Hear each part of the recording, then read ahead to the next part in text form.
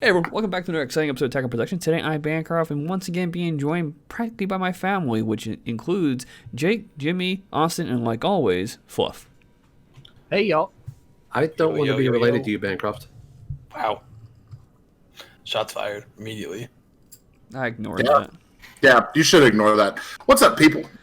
And today, we got a duel, which is Fluff using SS4 Vegeta, which we haven't seen in a while. And unfortunately, because we just haven't gotten the expansion stuff for some reason, Fluff hasn't had a chance to truly update. So it's his original build, I think, his original build.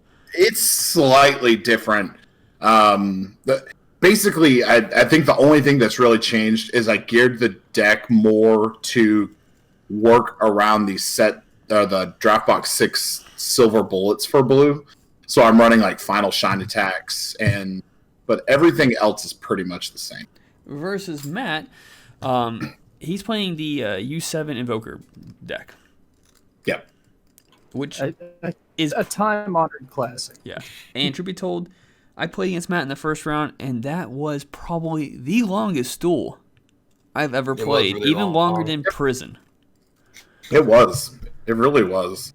Invoker just has so much staying power, and it doesn't really need to end the game until it's ready to. So you're just kind of at its mercy until you finish it off. Yeah. U7 is a deck that must establish itself, Yep. but once it does, that's when things get kind of ridiculous. Yeah. One of my strategies was kind of to prevent him from being able to establish.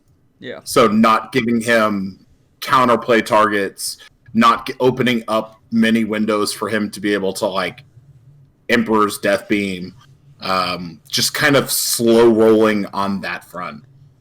Yeah. Which is kind of how I had to do it against him as well. And this is why I didn't play Prison, because I knew he was playing U7. But this isn't my duel. This is yours and his. So, Fluff, kind of give the insight as you guys are playing. Yeah. So Matt kind of bricks hard here. He doesn't open Tournament of Power. He had to charge a multicolor turn 1, which is kind of bad.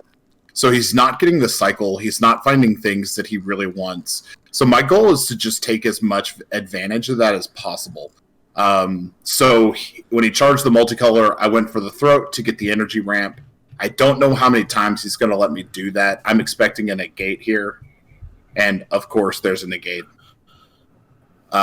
Which I'm glad to see him burn Violent Ray this early, just in case I do want to go in heavy.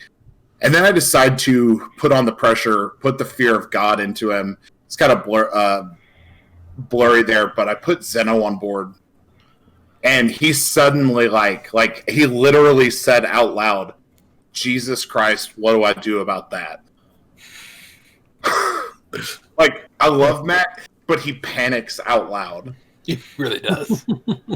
And now he's just like, I don't know what to do about that. Like, I'm just going to board the Vegeta, and you're just going to -5, and I'm going to lose the Vegeta. Like, I don't know what to do against this.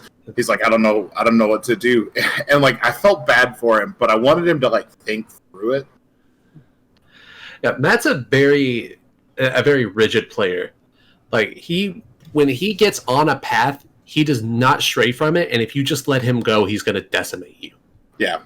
And when you put a wall in his way, that he gets what's the best word to use? I guess tripped up is for lack of a better term. Yeah. When he's familiar with the matchup, though, he's very calculated. And Yeah. even your walls don't really do what they're supposed to. Yeah. Like I've seen him just like I'll put a topo out, and then he'll just start swinging through the topo, and I'm like, "What are you doing?" And then I realize like, "Oh, he's killed me. Like it's over." Yeah. Like He's so good at that stuff. Like, yeah, Matt, when he really knows what's going on, if you make the slightest mistake, he'll go for the throat. And so like part of me is kind of also thinking like, God, what kind of corner is he trying to back me into here? Like, what is he trying to get me to commit to? And I'm like, you know what? If I don't put battle cards on the field, he can't use this stuff. Yeah. So So I'm just trying to play around that idea. Yeah, and that's the thing about U7, that if you just let it go, it's just going to 8-0 you with Catablow. Or you have to put the pressure on, but that gives the deck targets for its other cards now. Yeah, which will inevitably turn on Apex. It'll turn, he'll be able to find his Catablows faster. Mm-hmm. He'll be able to like just set up bigger. I think on this turn he says screw it, and opts to not. Sorry, it's my turn. Back to my turn, but. I just put out the super combo, trying to give him a target, trying to bait out stuff, just kind of testing the water, seeing what he's got. Mm-hmm. And plus, I wanted the draw. I wanted a little bit of dig to put myself in a particular situation. I think I played the Zeno and I just pass, or I +2 on the Zeno and I just pass from this. Like I don't really have anything to spend that one energy on. And the more counters on that Zeno, the harder it's going to be for Invoker to remove, which has difficulty removing unisons with +2s anyway. Yeah. No matter how small they are. Yeah. So going into like the mind of Matt at this point, I'm sure he knows that you're running the baby counters in the deck, and I believe that's why he's staying at such a high life total, because a majority of U7 is counters. Yeah. And you can just say, okay, counter, now eat this triple strike, and U7 can't do much about it. Yeah. Well, and honestly, to be truthful with you, what is it? The leader. If you allowed one of your attacks to go through with your leader, it ramps you. Yes. That's true, yeah. So he's trying to prevent me from ramping, but I actually don't play baby counters. Really? Really. Like, the whole idea of this deck is to just persist and grind out. And the only color that really struggles with is green. Where green can, Gotenks has got the ability to put multiple dual attacks, double strikes on the field that are not respondable to your counterplays. So, there's only a handful of solutions in deck to those, and most of that comes from the unison. So, but I didn't play the babies. I don't feel like the deck needs the babies. I feel like that's another build is include. But I also didn't want to play if I wanted to play the baby line, I'd probably build Soul Striker and go in at it that way. You're speaking to the wrong person. I try to shove baby into every deck I can possibly shove that into. So yeah. This is all going over my head. I think you're kind of an idiot right now, to be honest. I was about to call you Bancroft. Holy shit. I'm so sorry, Fluff. I would never insult you like that. I appreciate it. Yeah. Bancroft, this is a member of my family. Jimmy, I would never call somebody Bancroft. I mean, I'm kind of riding high over here. Like, I don't want to be part of Bancroft's family. I don't know why he would ever say something like that. But they added baby to fighters, so I'm happy. I can live with it. I love Bancroft. Just not a lot. Ultra Instinct Kamehameha is ridiculous in this deck. Okay. If you get an attack to slide through, just slamming one of those on an attack 90% of the time equals into you ramping your energy. Wait, would you put that energy in rest mode just in? Yeah, because it doesn't matter. I'm just going to pass the turn. But yeah, I did put it in rest mode, but it doesn't matter. I'm going to end up passing the turn after this. Having 4 open energy or 5 open energy didn't make a difference because I knew I wasn't going to play a battle card. Yeah. I'm just basically biding my time. I'm really waiting for him to commit to the Vegeta play, and then I'm going to punish the Vegeta. Yeah. So I think this is the turn where he decides he has to get the Vegeta on board. Yeah. So he did something, actually, in editing, it threw me off for a moment. I didn't understand why he did this, but when he does it, I'll go over it in a second. That might have been it.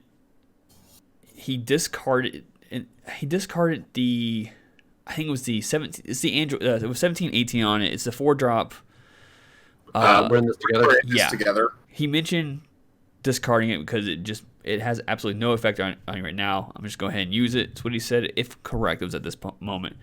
Yeah. I think he was just trying to prepare himself for late game play. Yeah, there was a reason that he wanted to play it. Like he wanted an extra. I think he needed an extra. He made the comment that, God, I've got to start doing something. I have to get extra cards in the drop area. Yeah. Because I think some of the Gokus are gated behind having X numbers of extra. Yeah, I believe he wanted to go into the 6-drop promo. Yes. Yeah. I believe that was his ultimate goal, was the 6-drop promo and just triple strike you down. Which honestly is not the worst option against GT Vegeta. You do have a lot of counters and a way to protect yourself. Yeah. But getting your leader negged out is a big problem. Yes. And Invoker just has so many different paths it can take to victory. Yeah. That's what I really... And it surprised me when I saw him make his charge this turn, where he charged the cooler. I'm kind of wondering why he didn't, like, at least try to squeeze that cooler in. Like, most of Blue's counterplays are just going to load that cooler back in, and he's been passing with multiple energy, so he paid the blue energy, for that extra card. I just wanted to clarify why he did that. That was the moment he did it. Yeah. But he could have loaded that cooler and been focusing on keeping the unison down at the very least. You know, I only have so many counterplays in hand, and most of them don't, like, place the card into the drop area. I think at best I could put it at bottom of deck, but at least that's another counterplay and another resource out of my hand that he could have, like, comboed Beerus and then constantly, like, paid all of his energy to go up into that cooler. So, if I just kept bouncing it back to hand. So he's using the effect to see your hand. And my God. Yeah. Like, there's nothing in my... Like, I had anything that I wanted at any point. And he can't touch that secret rare. Can't touch the secret rare. I think he goes after Ultra Instinct here because he was like, geez, it doesn't even matter. He's like, so let's get rid of... He either said that or the Trunks that counterplays, but he misidentifies the Trunks, and I think he ultimately goes for that. I don't think hitting anything in your hand right now would help. Like, one card out, but it's like, Jesus Christ, dude. Yeah, that's the whole point. Like, in round 1, I played Jason's Red Brawly, and every time he swapped 3 to 4, I counterplayed the 4. Like, there was never a point where he boarded the 4 and I didn't have a counterplay for it. And that was just how I, like, envisioned this deck being. It's just full counterplay, full control, doesn't rely on big triple strikes to win. Like I've won without boarding the 17s before. I've won without boarding Goku and Oob before. And this is a hard deck to get through. Yeah. Like, I don't want you touching leader or hitting. It's just unfortunately in this game where he was so slow to take me down to 4. It really was kind of a trying effort to do that. I mean, you're at 4 life, and you have 1, 2, 3, 4, 5, 6, 7 energy. Yeah, and I think I go up to 8 this turn. And normally, if I were to see a 7 energy with 4 life, it's like, okay, and with 8 markers on Zeno, it's like, okay, that's GG. But then you look across the table, it's like, oh, that's U7. Like, you are one slip up away from getting Catablo to death. Yeah, which is always ever present. Yeah, I've seen all the threads of people saying, "Hey, Catablo needs to go. We need to work on this. This is an issue." And it's matchups like this where you are playing at, like, peak optimum right now. Like, you are in the best position you could possibly be in this situation and still be in grave danger. Yeah. I don't understand that. Like, Catablo is a really interesting mechanic where I just don't see why people would say it needs to go, why it's an issue. I don't think Catablo itself is the problem. It's the cards surrounding it that allow you to recycle it and play it for 1 energy. If they would alter Catablo and maybe errata Catablo to be once per turn or something like that, I think it's still a really good card. but it just forces U7 to think through, and it turns it. It's not so autopilot at that point. Yeah, I think if they just made it so you had to have the 6-drop Goku out, because that 3-drop Goku is what allows the 8-0. The rival sequence. Yeah. Because for whatever reason they made that a multicolor Goku. All right, Fluff, here it is. The first time ever debuting your new tokens. Yep. Couple Final Fantasy tokens there for you. In case you all didn't know, a Booney is actually a summoner class. He kind of looks like a Final Fantasy summon, honestly. So I want to point this out because I think I might have been wrong. I think this was a misplay on your part. It was an extra card. Is a Booney saying battle cards revealed? It does, yeah. You resend energy at the beginning of his turn. Do I really? Yep. Yeah, it doesn't matter, but... I mean, I don't think it... Yeah. Well, if we saw the hand earlier, I don't think it matters either. But yeah, you still have 3 energy open. That's all you need. Yeah. Yeah. So Matt puts up 2 Sensu Beans here just to kind of thwart my push, but he only has like 3 cards left in his hand. So I'm like, okay, I'm just going to push, no counter, and then I'm just going to kind of combo here to make him take damage. And so he does. I know that U7's combo potential is really low. So I'm free to push here. But yeah, I do now think that I think he did reveal an extra card, and I think I did restand. Yeah, just not right there it was. Yep. Yeah, I don't think that changes anything. I don't think so either. Like, he has a Dimension Magic in your hand right now. Like, that would have restand 2 extra energy. Yeah, I've got Dimension Magic. I've got Final Shine Attack. I've got... So here he's using the effect again. Or he's about to, I think. I've also got All Too Easy. So All Too Easy has 2 negates if he does drop the 6-drop here. Yeah. And I think I was telling Jake... That is a misplay right there. You have to have a U7 in play for the... oh, is it? For the reveal to happen. Yeah. See, this is why we get the call, because you've played U7 more than anyone else here. Yeah. I don't think we never got the Apex, so I never built U7. It was something that I really wanted to play, and then we didn't. But he got rid of the Ultra Instinct Kamehameha because he was just tired of getting hit by it. But I was telling Jake after this, I don't think once up until my match with Bancroft did I have to activate Dimension Magic the entire night. Like, I run it at a 4 or 3 or 4 of in the deck, and I never once had to activate it up until that last match. Yeah, you mentioned you were getting by on Final Shine and things like that. Yeah. I mean, Final Shine Attack is fantastic at, especially in Vegeta and Blue, where you might have a couple slower first turns, but once you get up to like 5 or 6 energy, and you're passing with 5 or 6 energy open, ping 2 to, I think, and it was a misplay because Final Shine Attack is discard, draw 2. It's not bottom deck, and I noticed it afterwards. But it should have been a discard, not a bottom deck. But doesn't matter. Yeah, I think at this point, restanding an energy cancels out with the misplay on U7. Yeah. I don't think there's a single thing that changes in this matchup. I know you still have a energy standing right now, but he passes, so you still would have used 3 energy. And that's what I say. Like, you only use 3 energy, you're fine. And if needed be, you could have Dimension Magic, take 1 from life, restand 2, and then you could have continue going from there with what your hand was. My general thinking throughout the entirety of this thing was, I want to see how far I can push without using Dimension Magics, because I'm actually thinking about playing Blue without them. I'm sorry. What? Yeah. So, me and Bluff has discussed this a lot. Like, I think there's merit to this. Yeah.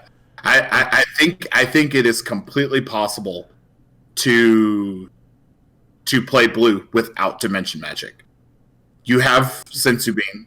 You have other options that are great. And people are, especially when we go back to the best of 3, you can main board, because if you get used to playing without them, you can main board Sensumi or Dimension Magics and then take them out in game 2 when you know that people are going to Silver bullet you. Side end, yeah. And then your silver bullets are useless. And then if you notice that they go to swap out the silver bullets, you can go back into Dimension Magic. But in this last turn, I just boarded Goku Oob, and it was over at that point. When he took the life from the lead, I knew it was done. That tapped out. There was nothing that could be done at that point. Yeah. He went for the Hail Mary play of putting the 6-drop, or is it a 6-drop Goku? Yeah, it's 6-drop. It's also 6-drop. Yeah, the 6-drop promo right? Goku. I believe that one does. I believe the other 6-drop does not. I was trying to figure out why Fluff didn't play his counterplay, but I think it had deflect. But yeah, and unfortunately, Matt just didn't have enough extra cards, I guess, in his drop at the point. Mm-hmm. Yeah. So, which hurts a lot. Yeah, and that was just because like I wasn't putting battle cards that were respondable on the field, so he wasn't able to do anything about it. Yeah. Like he just sat and you just saw his hand just dwindled, and I wasn't taking resources from him, but he just wasn't advancing his game state. He saw Tournament of Power way too late. Yeah. I dealt with the Vegeta as soon as he put it on the field. It lingered for a turn, and then I got rid of it. Yeah. And like I think U7 is still a really good deck, but I think there are a lot of decks in the current format that just combat U7. Mm-hmm.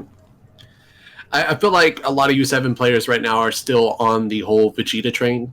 When Vegeta, you have to be playing U7 with the mentality that Vegeta, the turn you put it out, is also going to get removed. Yeah. And you have to be able to play around that. A lot of decks have ways. What is Vegeta's power? Is it 19 or 20?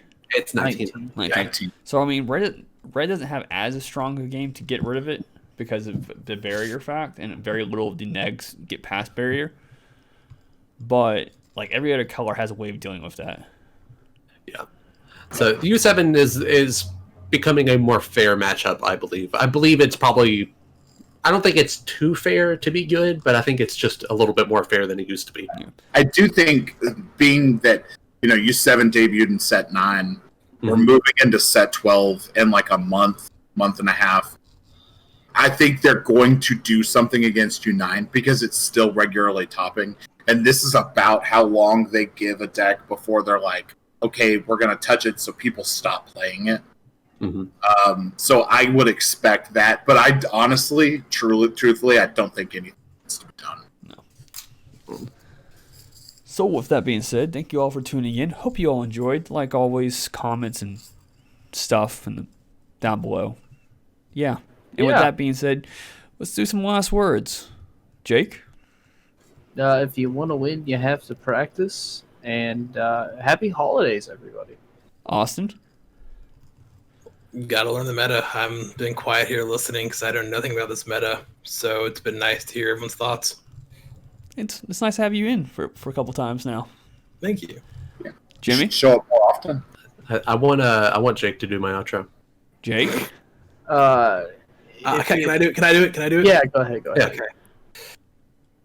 If it burns when you pees, you're probably Jimmy. Oh, It does burn when I pee a little bit. It does burn. It's Why like would every you get once in a that? while. Why don't we get that checked out, man? And with that being said, Fluff? Prune juice helps with that. Read your cards, know your plays, like always. Fluff out.